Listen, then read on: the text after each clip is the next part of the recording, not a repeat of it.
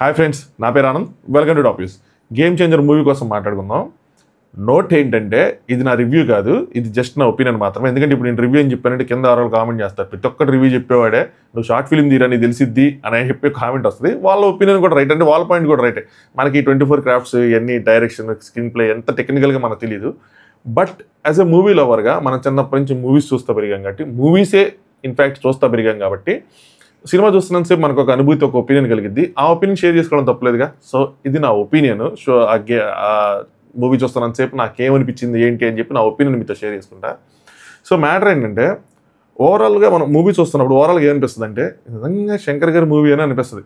In fact ఇప్పుడు అనిపించదు లేవాలండి, ఎందుకంటే చాలామంది ఇండియన్ 2 మూవీ చూసిన తర్వాత అందరికీ ఇప్పుడు శంకర్ గారి మీద పెద్ద ఎక్స్పెక్టేషన్స్ ఉండవు. కానీ బట్ ఫస్ట్ నుంచి చెప్పుకుంటూ వద్దాం ఎక్కడ ఎలా ఉంది ఏంటి అని చెప్పి.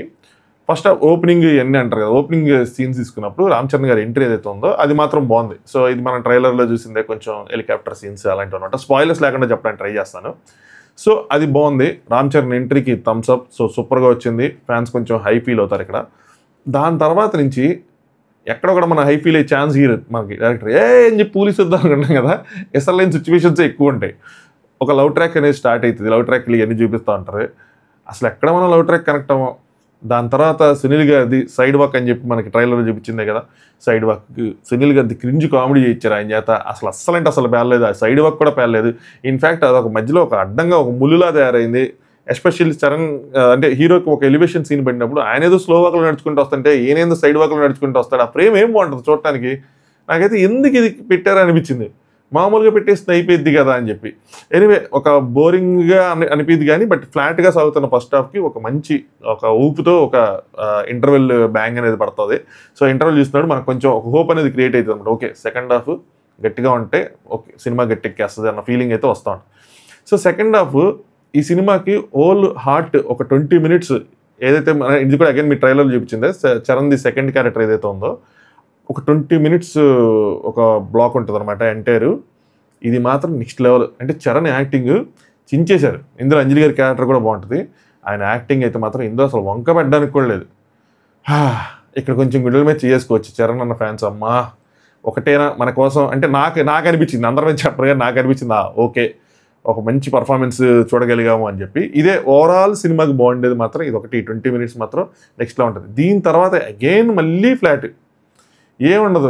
అసలు ఇక్కడైతే నాకు అసలు నిజంగా శంకర్ గారైనా డౌట్ వచ్చేసింది. ఎందుకంటే హీరోకి విలన్కి మధ్యలో ఒక గేమ్ జరుగుతూ ఉంటుంది, పొలిటికల్ గేమే. అగైన్ ఒక క్యాట్ అండ్ మౌస్ టైప్లో గేమ్, అంటే ఒక ఎత్తు ఒక పై ఎత్తు అన్నట్టు నడుస్తూ ఉంటుంది. ఇలాంటి సీన్స్ ఎలా తీయాలి అంటే ఒకళ్ళు గెలుస్తారు ఒకళ్ళు ఓడిపోతారు. ఆబ్వియస్గా హీరో గెలుస్తాడు కాబట్టి విలన్కో ప్లాన్ వేసుకోవటం, ఒక దానికి సంథింగ్ లైక్ ఏదో మనీ ఏదో ఫ్లో అవుతూ ఉన్నప్పుడు విలన్ దానికో ప్లాన్ వేసుకోవటం, హీరో దానికి ఒక పై ఎత్తి వేయటం, అలా ఇద్దరి మధ్యలో ఒక పోరాటం జరిగి దాంట్లో విలన్ గెలిచినప్పుడు ఆ వచ్చే ఎలివేషన్ ఎంత బాగుంటుంది. అలాంటి సీన్స్ ఏమి రాసుకోలేనట్టుంది. అంటే ఉంటాయి కానీ ఫ్లాట్గా ఉంటాయి. అసలు ఏంటి డబ్బులు వస్తూ ఉంటే ఏందో వదిలేస్తారు మళ్ళీ పట్టుకుంటారు. అక్కడ అసలు ఏమి పేర్లేదనిపించింది నాకైతే మాత్రం. సో అంటే ఈ మధ్య మనం చూస్తున్న సినిమాల్లో అంటే ఆడియన్స్ కూడా కోరుకుంటుంది ఏంటి, హీరోకి ఒక ఎలివేషను, ఫ్యాన్స్కి ఒక హై మూమెంట్ ఉండాలి. సో అలాంటి స్కోప్ ఉన్నా కూడా రాలేదు అలాగా. సో అక్కడ మాత్రం నాకు బాగా డిసప్పాయింటింగ్ అనిపిస్తుంది. ఏంటి ఇలా ఇంతగా తీశారని చెప్పి చివరికి ఇలా ఇదే క్యారీ అవుతా క్లైమాక్స్ దాకా వెళ్ళిపోతుంది. 1-2 సీన్లు సెకండ్ హాఫ్ కొంచెం ఒక హై వస్తుంది. రామ్ చరణ్ క్యారెక్టర్స్ కొంచెం షేడ్స్ కొంచెం చేంజ్ అవుతూ ఉంటాయి. సో అక్కడ కొంచెం హై వస్తూ ఉంటుంది. సో ఓవరాల్గా చూసుకుంటే ఒక యావరేజ్ ఫిలిము. సెకండ్ హాఫ్ కొంచెం first half average, second half కొంచెం అబోవ్ యావరేజ్గా ఉంటుంది. ఆ 20 minutes చెప్పాను కదా, చరణ్ అన్న సెకండ్ క్యారెక్టర్ ఏదైతే ఉందో మెయిన్ అప్పన్న క్యారెక్టర్, దానివల్ల మనకు ఒక మంచి ఒక ఫీల్ వస్తుంది కాబట్టి. సో ఓవరాల్గా సెకండ్ హాఫ్ కొంచెం వే బెటర్, ఫస్ట్ హాఫ్ కన్నా వే బెటర్గా ఉంటుంది. బట్ ఓవరాల్గా ఒక యావరేజ్ మూవీ. సో ఏదైతే బజ్ ప్రజెంట్ బయట అంటే మూవీ రిలీజ్కి ముందు ఏదైతే ఉందో అంటే పెద్ద హోప్స్ లేనట్టు, సో అది అలా అంటే ఆ ఎక్స్పెక్టేషన్స్తో వెళ్తే మాత్రం మీకు యావరేజ్గా ఉంటుంది. మీరు ఓవర్ ఎక్స్పెక్టేషన్స్ వెళ్తే మాత్రం మీకు అసలు నచ్చని ఛాన్స్లు ఉన్నాయి. నాకైతే మాత్రం పెద్ద హోప్ అనేది లేదు కాబట్టి నాకు కొంచెం ఓకే డీసెంట్గానే యావరేజ్గానే అనిపించింది. పెద్ద హిట్ అయ్యి అంత నాకేం లేదు, అందులో ఏం కనిపించలేదు. నానా హైరానా సాంగ్ మీద ఎవరైనా నోస్ పెట్టుకుంటే ఇది స్పాయిలర్ కాదు కానీ, ఎందుకంటే దాన్ని పెట్టుకుంటే ఇబ్బంది పడతారని చెప్తాను. ఆ సాంగ్ అయితే కట్ చేస్తారు. ఎందుకంటే అది ఎక్కడ వచ్చింది ఏంటో కూడా తెలియదు కానీ బట్ కట్ చేస్తారు. అదొక అంటే ఇది ఎందుకు చెప్పానంటే 25 కోట్లు ఎంత దీనికి ఖర్చు అయింది అన్నారు కదా. ఎందుకు చెప్తానంటే టోటల్గా 500 crores అంత మూవీ బడ్జెట్ కదా. అంత బడ్జెట్ ఏం కనిపించదు. అంత బడ్జెట్ ఎందుకు బుజ్జా అన్నటువంటి సినిమాలో అసలు అందరూ సినిమా చూస్తున్నంత సేపు ఆ బడ్జెట్ అనేది ఎవరికైతే మైండ్లో ఉందో, అంటే ఒక పాయింట్ వాళ్ళకైతే ఎవరికైతే గుర్తుందో, ఒక సాంగ్స్ మాత్రమే కొంచెం బాగా నెక్స్ట్ లెవెల్ హై లెవెల్లో ఖర్చు పెట్టినట్టు కనిపిస్తుంది. కానీ మిగతా చోట్ల అంత ఏం లేదు. ఓన్లీ కొంచెం హీరోకి ఏదో చెప్పాను కదా, ఎలివేషన్ కోసం హెలికాప్టర్లు తీసుకురావడం వల్ల మరి అంత ఖర్చు అయిందో తెలియదు. కానీ బట్ అంత ఖర్చు అయితే మాత్రం కనిపించలే. ఎస్జే సూర్య పాజిటివ్ పాయింట్ బాగుంటుంది, ఆయన అప్పట్లో కుమ్మాడు. చరణ్ పాజిటివ్ పాయింట్, చరణ్ అన్న బాగుంది. Next Thaman background music. ఈ 3 assets.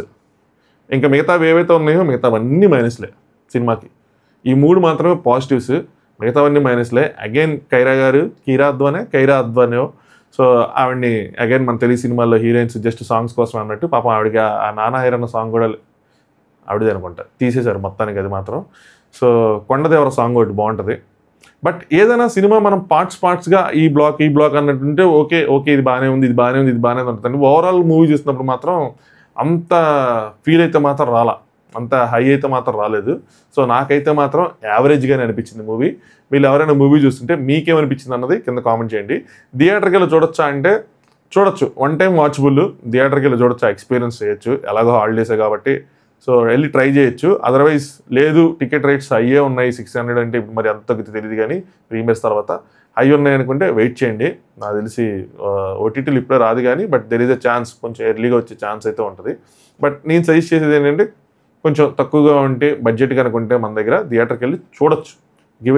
Give a try. But expectations బాగా డౌన్లో పెట్టుకుని వెళ్తే కొద్దిగానే ఓకేగా అనిపిస్తూ ఉంటుంది. నేను నమ్మేది ఏంటంటే సినిమా చూసేటప్పుడు సినిమాలో ఓవరాల్గా ఎయిదర్ లాజిక్ ఉండాలి లేదా మ్యాజిక్ ఉండాలి. ఈ మూవీలో 2 మిస్ అయిన ఫీలింగ్ వస్తుంది. అటు లాజిక్ కనిపించదు చాలా చోట్ల, ఇటు మ్యాజిక్ కనిపించదు. సో అలా ఉందన్నమాట. అందుకని యావరేజ్ ఇచ్చాను. సో ఇది జస్ట్ నా ఒపీనియన్ మాత్రమే. నాకు అనిపించింది, నేను సినిమా చూస్తున్నంతసేపు నాకు అనిపించింది, నా సీట్లో నేనున్న మైండ్ సెట్తో నేను కూర్చొని చూస్తున్నప్పుడు నాకు అనిపించిన ఫీలింగ్ మీకు చెప్పా. మీ ఒపీనియన్ కింద కామెంట్ చేయండి. Thanks for watching top news.